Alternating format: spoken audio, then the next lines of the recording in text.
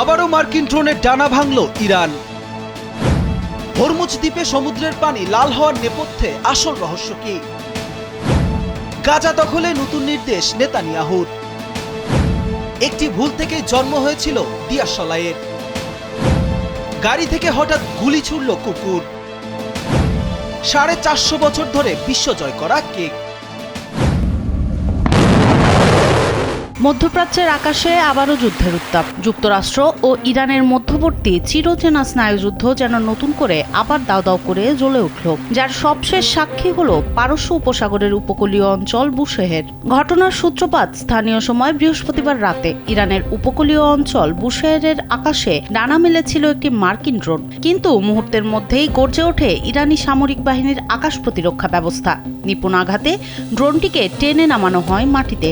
ঠিক এর আগেই ইরানের দক্ষিণাঞ্চলীয় সীমান্ত থেকে নির্দিষ্ট লক্ষ্যবস্তু নিশানা করে একের পর এক মিসাইল ছুড়েছিল তেহরান।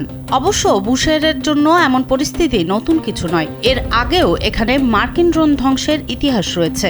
ঐতিহাসিকভাবে ড্রোন শিকারের জন্য পরিচিত এই বুশেহের অঞ্চল। উত্তেজনাকর এই ঘটনার পর জাম কাউন্টির গভর্নর মাসুদ তাঙ্গেস্তানি অবশ্য তাসনিম নিউজকে আশ্বস্ত করে বলেছেন, শত্রুর একটি আকাশযান ধ্বংস করা হলেও শহরের পরিস্থিতি এখন সম্পূর্ণ স্বাভাবিক। হঠাৎ ঘটে যাওয়া এই রাতের নাটকীয়তা দুই পরাশক্তির সম্পর্ককে আবারও এক চরম অনিশ্চয়তার মুখে দাঁড় করিয়ে দিল। ড্রোন ভূপাতিত আর মিসাইল উৎক্ষেপণের এই দ্বিমুখী টানটান উত্তেজনায় মধ্যপ্রাচ্যের আকাশ এখন যেন এক জ্বলন্ত বারুদ। ইরানের হরমুজ দ্বীপের রক্তলাল সৈকত দেখে স্তব্ধ নেট দুনিয়া। পাহাড়ের ঢাল বেয়ে গাঢ় লাল রঙের পানি নেমে গিয়ে মিশেছে সমুদ্রের নীল জলরাশিতে। দূর থেকে দেখলে মনে হয় যেন রক্তের নদী গিয়ে মিশছে সাগরে। সামাজিক যোগাযোগ মাধ্যমে এই রক্তলাল সমুদ্রের ভিডিও ইতোমধ্যেই রীতিমতো ভাইরাল হয়ে উঠেছে। সম্প্রতি ভারী বৃষ্টিপাতের পর হরমুজ দ্বীপের বিখ্যাত রেড পিচ যেন নতুন করে রক্তলাল রূপে ধরা দিয়েছে। ভাইরাল ভিডিওগুলোতে দেখা যায় পাহাড়ের ঢাল বেয়ে বৃষ্টির পানির সঙ্গে ধুয়ে নেমে আসছে লাল খনিজ মাটি। সেই মাটি সমুদ্রের নীল জলরাশির সঙ্গে মিশতেই পুরো উপকূল জুড়ে তৈরি হয় এক অবিশ্বাস্য দৃশ্য। মুহূর্তের মধ্যেই নীল সাগরের বুক জুড়ে ছড়িয়ে পড়ে রক্তের মতো গাঢ় লাল আভা। আরব উপসাগরের হরমুজ প্রণালীতে অবস্থিত এই দ্বীপ বহু আগে থেকেই তার বহুরঙা প্রাকৃতিক সৌন্দর্যের জন্য পরিচিত। এখানকার লৌহ সমৃদ্ধ লাল মাটি, যা স্থানীয়ভাবে গোলাক নামে পরিচিত, দ্বীপটিকে দিয়েছে এক অনন্য পরিচিতি। এই বিশেষ মাটির কারণেই শুধু সৈকত নয়, আশেপাশের পাহাড় ও ভূমিতেও দেখা যায় লালচে আভা, যা হরমুজ দ্বীপকে অন্য সব স্থান থেকে আলাদা করে তুলেছে। বিজ্ঞানীদের মতে পাহাড়ি পলিতে থাকা লৌহ অক্সাইড ও অন্যান্য খনিজ বৃষ্টির পানির সঙ্গে মিশেই তৈরি করে এই তীব্র লাল রং। তাই অনেকেই একে রক্তবৃষ্টি বললেও এটি আসলে সম্পূর্ণ প্রাকৃতিক একটি ভূতাত্ত্বিক ঘটনা। ভারী বৃষ্টির সময় এই দৃশ্য আরো নাটকীয় হয়ে ওঠে। পাহাড় বেয়ে নেমে আসা লাল পানির স্রোত যখন ঢেউয়ের সঙ্গে মিশে যায়, তখন পুরো সমুদ্র তীর যেন রূপ নেয় এক রহস্যময় লাল জগতে। এমন ব্যতিক্রমী দৃশ্য দেখতে সেখানে ভিড় করছেন পর্যটক ও প্রকৃতিপ্রেমীরা। রেইনবো আইল্যান্ড নামে পরিচিত হরমুজ দ্বীপে শুধু লাল নয়, দেখা মেলে হলুদ, কমলা ও নানা রঙের শিলা স্তরেরও। তবে বৃষ্টির পর সমুদ্রের এই রক্তলাল রূপই এখন সবচেয়ে বেশি মুগ্ধ ও বিস্মিত করছে বিশ্ববাসীকে। ফারিন রহমান প্রীতি, কালবেলা। গাজা যুদ্ধ কি এবার আরো ভয়াবহ রূপ নিতে যাচ্ছে? ইসরায়েলের প্রধানমন্ত্রী বেনিয়ামিন নেতানিয়াহুর নতুন ঘোষণায় আবারও উত্তপ্ত হয়ে উঠেছে মধ্যপ্রাচ্য। গাজার 70% এলাকা নিজেদের নিয়ন্ত্রণে নিতে সেনাবাহিনীকে নির্দেশ দিয়েছেন তিনি। আর এই ঘোষণার পরই নতুন করে উদ্বেগ ছড়িয়েছে আন্তর্জাতিক অঙ্গনে। অধিকৃত পশ্চিম তীরে আয়োজিত এক সংবাদ সম্মেলনে দেয়া সাক্ষাৎকারে নেতানিয়াহু দাবি করেন, ইসরায়েল ইতোমধ্যে গাজার 60% এলাকা নিজেদের নিয়ন্ত্রণে নিয়েছে। আগে এই সংখ্যা ছিল 50%। এখন ধাপে ধাপে আরও অগ্রসর হওয়ার পরিকল্পনার অংশ হিসেবে গাজার 70% এলাকা দখলের নির্দেশ দেওয়া হয়েছে বলে জানান তিনি। নেতানিয়াহুর বক্তব্যের সময় সম্মেলনে উপস্থিত কিছু শ্রোতাকে পুরো গাজা উপত্যকা দখলের পক্ষে স্লোগান দিতেও দেখা যায়। এই ঘটনাকে ঘিরে সামাজিক যোগাযোগ মাধ্যমেও শুরু হয়েছে ব্যাপক আলোচনা ও সমালোচনা। তবে আন্তর্জাতিক সাহায্য সংস্থাগুলোর কাছে ইসরায়েলি প্রতিরক্ষা বাহিনীর পাঠানো মানচিত্র বলছে গাজার প্রায় 64% এলাকা ইতোমধ্যেই সামরিক নিয়ন্ত্রণের আওতায় রয়েছে।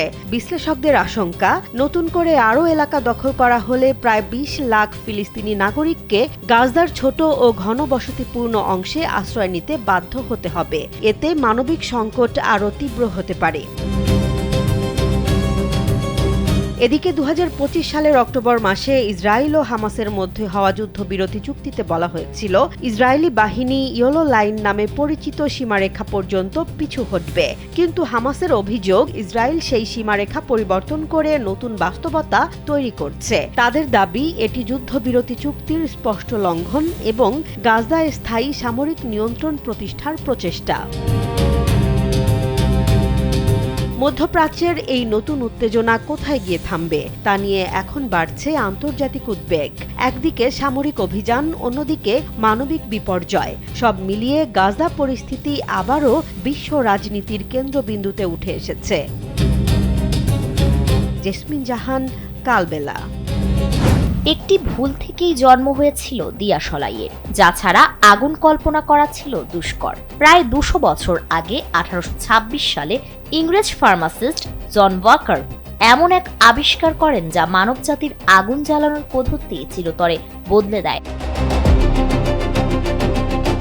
জন ওয়াকার তখন বিস্ফোরক তৈরির জন্য বিভিন্ন রাসায়নিক নিয়ে পরীক্ষা নিরীক্ষা করেছিলেন। একদিন তিনি একটি কাঠি রাসায়নিক মিশ্রণে ভিজিয়ে শুকাতে রাখেন। শুকানোর পর অসাবধানতাবশত সেই কাঠিটি চুল্লির সামনে একটি পাথরের সঙ্গে ঘষা লাগে আর মুহূর্তেই তাতে আগুন ধরে যায়।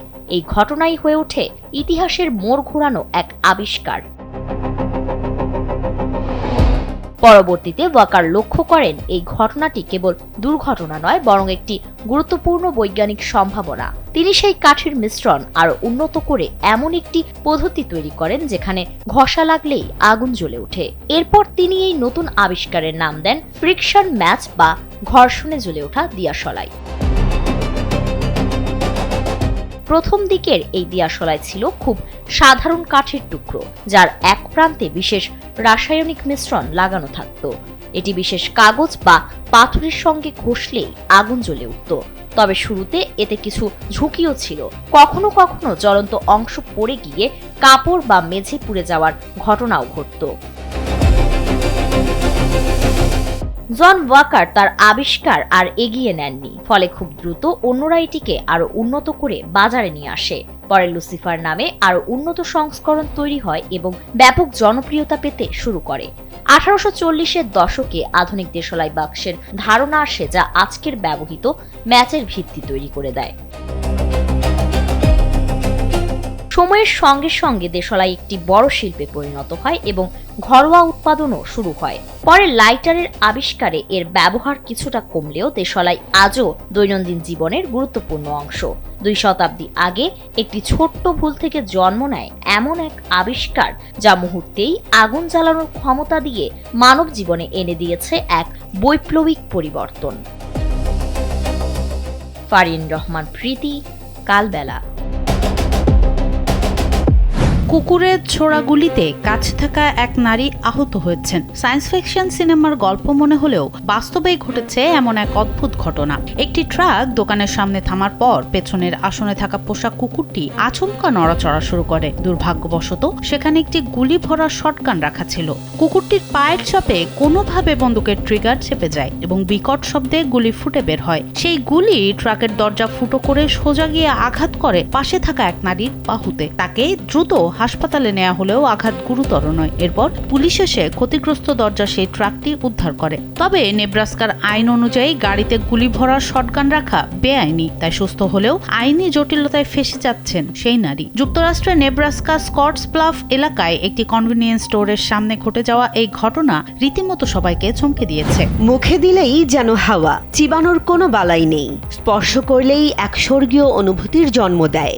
অবাস্তব মনে হলেও বিশ্বজুড়ে এই বিশেষ কেকের জাদু এখন ভোজন রসিকদের মুখে মুখে। কিন্তু কি এই কেক, যার এক একটি কামড়ে লুকিয়ে আছে শতাব্দীর প্রাচীন ইতিহাস?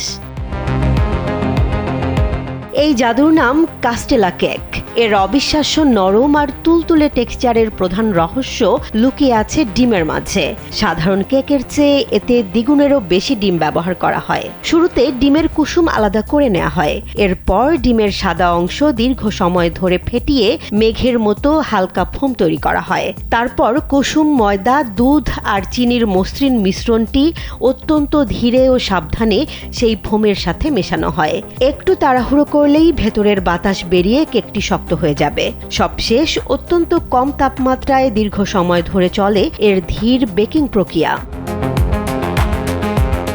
আজ কাস্টেলা কেক জাপানের রন্ধন শিল্পের অন্যতম সেরা নিদর্শন হিসেবে বিশ্বখ্যাত হলেও এর সূত্রপাত কিন্তু সেখানে নয়। 16 শতাব্দীতে পর্তুগিজ বণিকদের হাত ধরে এটি জাপানের নাগাসাকি অঞ্চলে আসে। পর্তুগিজ শব্দ কাস্তেলো থেকে এর নামকরণ। জাপানিরা অত্যন্ত ধৈর্য ও নিপুণতার সাথে এর রন্ধন শৈলীতে পরিবর্তন এনে একে আজকের এই অনন্য রূপ দিয়েছে। বর্তমানে এর প্রভাব বিশ্বজুড়ে সব বয়সী মানুষের কাছে, বিশেষ করে কোমল ও হালকা মিষ্টির ডেজার্ট পছন্দ করা তরুণ প্রজন্মের কাছে এর জনপ্রিয়তা আকাশচুম্বী। নিখুঁত স্বাদ ও দীর্ঘস্থায়ী ঐতিহ্যই একে শত বছর ধরে টিকিয়ে রেখেছে। এ যেন কেবল একটি কেক নয়, এক টুকরো ইতিহাস আর ভালোবাসার মেলবন্ধন।